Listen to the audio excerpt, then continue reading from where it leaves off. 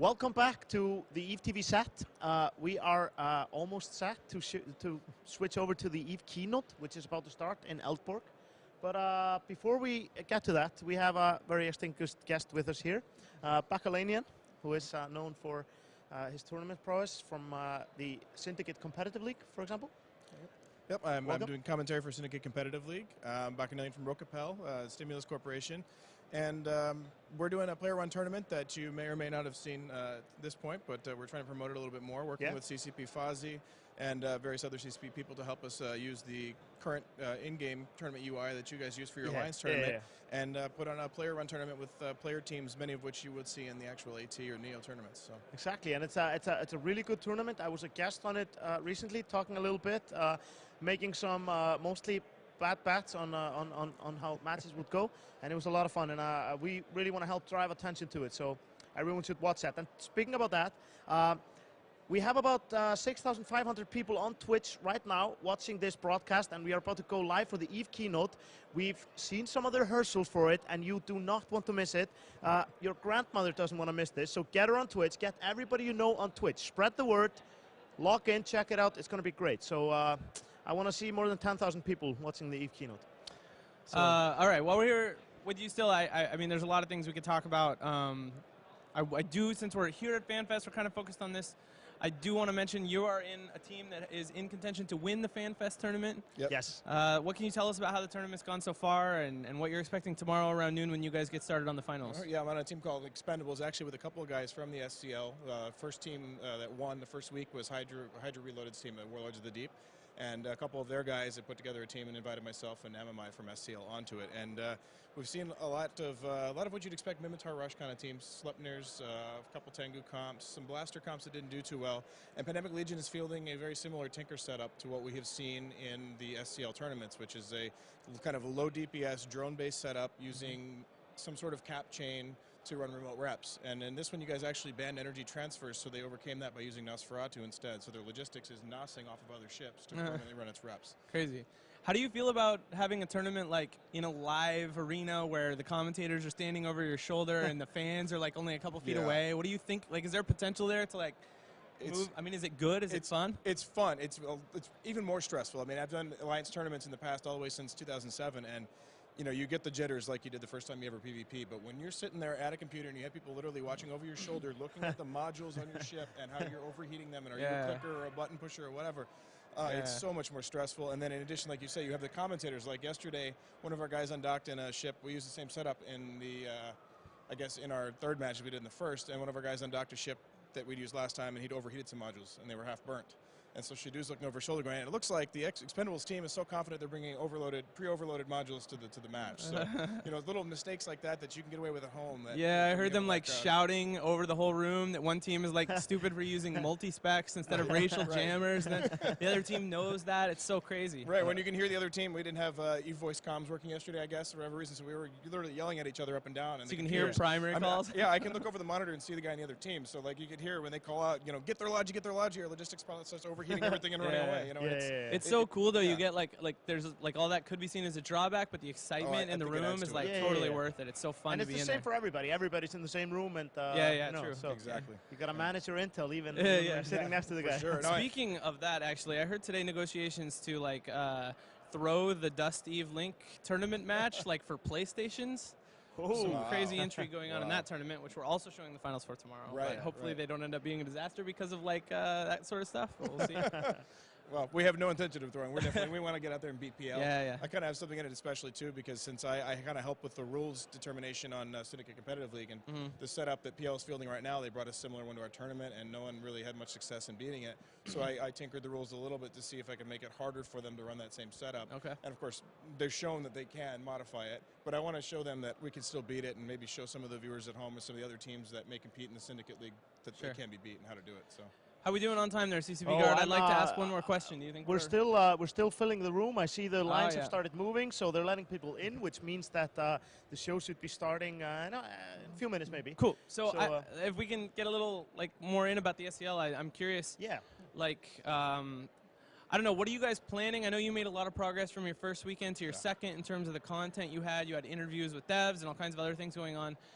Like, where do you want it to go, and sort of, do you think the future of tournaments for EVE and esports in EVE rests sort of in your hands more than in ours, or is it a combination? I kind of hope so. You know, what I'd love to see is more tournaments like this for us to be able to make this not just a regular. We do this pretty much monthly, every 5-6 months. Our next one is May 11th and 12th. There's some posts about it on the forums. But, you know, we'd want to try to make this a regular thing, and what we'd love to see is start doing placement over time. You know, having statistics posted, players that stay on the same roster, we can post player statistics and be able to follow the stories of the actual pilots more than the teams. And that's something that gets people involved in esports, and I think it gets people really excited is to know, like, for instance, from week 1 to week 2, we had a grudge match. We had a best of 3 that went down to time. It was very, very, very close. Yeah. And the team that lost really wanted to come out and show that they could beat that other team in week 2, and they came back in week 2 and they steamrolled them. And so they made a great story. That's kind of awesome. Do you think one of the problems we always talked about related to the Alliance tournament is whether or not the players have the energy to sort of be committed to a tournament in the long term, or at a frequency that supplies the sort of stuff you're talking about? Do you think the people you've had competing so far show the energy to, like, keep at it? I mean, I think so. The teams we're seeing are serious tournament teams. We're seeing Guiding Hand Social Club, we're seeing Pandemic Legion, you're seeing Hydra Reloaded. These are the guys that you always see in the top 8, top 10, whatever, in the AT. So these guys are using it as an opportunity to practice. I know as somebody who's done the Alliance tournament a lot in the past, it's sometimes hard to motivate people to actually get online and practice on Sissy or whatever for the upcoming tournament. So you kind of go in half-baked sometimes. And this tournament gives people a venue to do that. They can get their guys out there practicing. And we do add, you know, that ISK incentive, and it's hopefully not overwhelming format. It's, you know, we have 8 teams, and over the course of 2 days, 2 4-hour days, and we try to give them just enough content there to keep it exciting for everybody, but not to burn out the teams. So, awesome. How do you like the current tournament setup for Fanfest compared to last few years?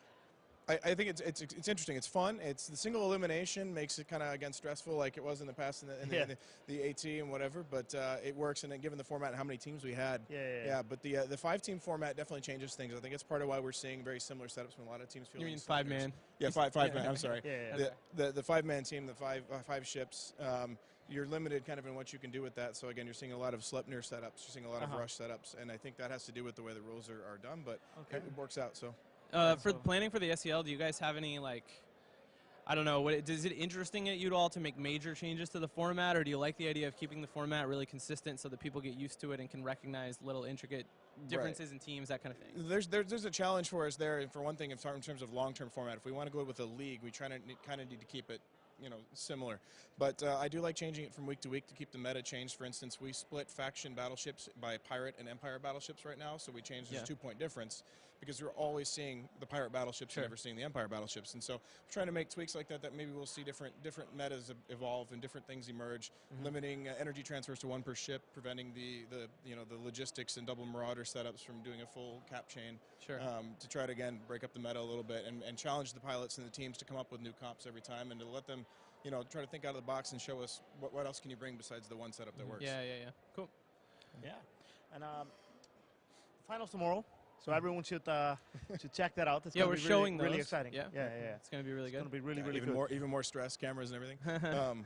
But let me quickly give a shout out for those of you who are interested in the Syndicate Competitive League. Check out syndicatecl.com.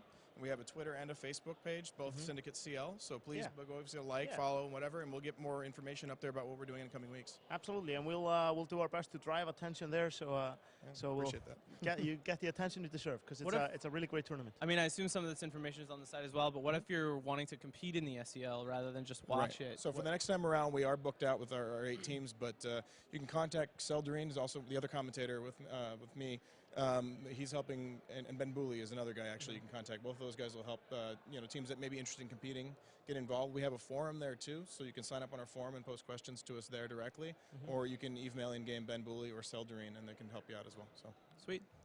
So to be a good tournament player is the same as being a good PvP player in game, or it's a different environment, although I think a lot of the same. If you're a good solo player or a very good, very small gang, 2-3 of you going out engaging, those are skills that translate very well into the tournament. It is a very different environment. It's a different meta, but at the same time, a lot of the skills you develop micromanaging a ship are going to come in handy. You're going to need to be able to micromanage your ship very well. So like not forgetting to turn off your micro warp drive like I frequently do. Yes. Yesterday I was watching the tournament over one of your matches, actually. The team on the other side, you were fighting against a couple of Hyperions.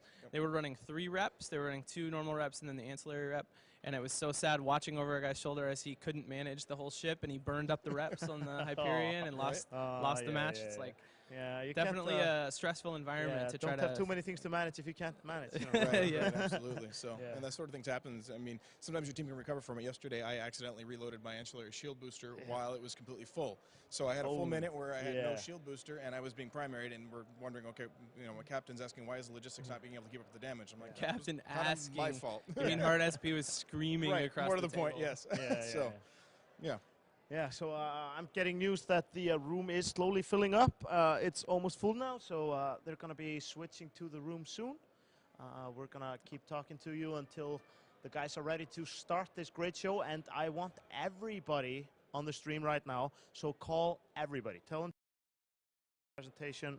We don't want anyone to miss it. So there we see some tweets.